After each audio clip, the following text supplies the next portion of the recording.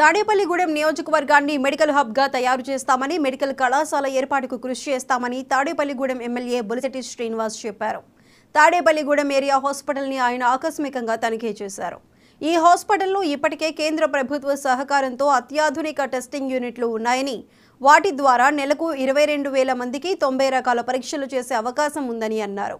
రాబోయే రోజుల్లో వాటిని మరింత అభివృద్ధి చేసి పేద ప్రజల ప్రాణాలకు ఎలాంటి ఇబ్బంది లేకుండా కార్పొరేట్ స్థాయి వైద్య చికిత్సలు అందిస్తామన్నారు. నర్సాపురం ఎంపీ కేంద్ర మంత్రిగా బాధ్యతలు చేపడుతుండటంతో ఆయన ద్వారా హాస్పిటల్కి ప్రత్యేక సదుపాయాలు కల్పిస్తామన్నారు. తాడేపల్లిగూడెం ఇప్పటికే 100 పడకల హాస్పిటల్ ప్రజలకు సేవలు అందిస్తుండగా మరో 600 పడకలను పెంచే విధంగా చర్యలు తీసుకుంటున్నామన్నారు.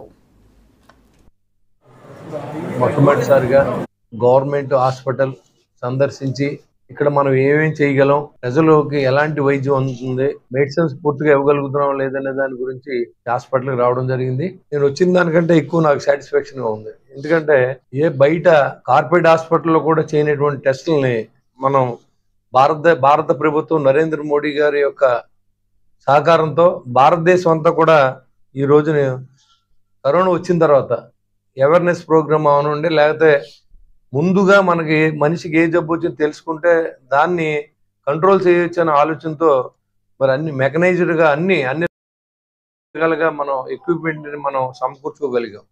భారత ప్రభుత్వం 60% నిధులు సమకూర్చగా, స్టేట్ గవర్నమెంట్ 40% సమకూర్చగా, ఈ 100%తో గడిచిన 2 సంవత్సరాలు ఎక్విప్మెంట్ అంతా కూడా మనం సమకూర్చుకోగలిగాం.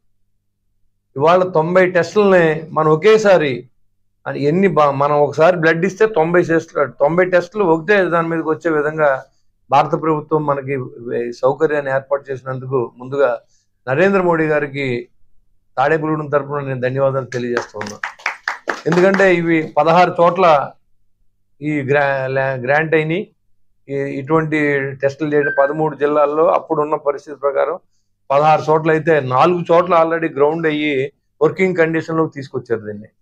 ఇక్కడ కూడా టెక్నికల్గా 9 మంది ఉంటే 2 మాత్రమే పనిచేస్తూ ఉన్నారు. ఆ 9 మంది టెక్నీషియన్స్ కూడా మనం ఏర్పాటు చేసుకుంటే మనం కొన్న మెకనైజ్డ్ మెకానిజం ఏదైతే దానికి న్యాయం చేసేట్టు అవుతుంది తప్ప కొన్ని వదిలేస్తే మరి చాలా ఇబ్బంది పడుతుంది. ఇక్కడ మన వెంటిలేషన్ ఉంది, వాడుకోవచ్చు, ఈసీజీ ఉంది. హార్ట్ అటాక్ వస్తే ఇమీడియట్ గా మనకి దానికి ఏంటంటే ఇక్కడ పేషెంట్ కండిషన్ మరి ఆ పైకి తెలియజేసి ఆన్లైన్లో మరి వాళ్ళు చెప్పిన దాని ప్రకారం మరి ఏదైతే పేషెంట్కి ట్రీట్మెంట్ ఇచ్చే విధంగా ప్రజలకు సహాయపడే విధంగా గవర్నమెంట్ హాస్పిటల్ని తీసుకెళ్ళడం అనేది చాలా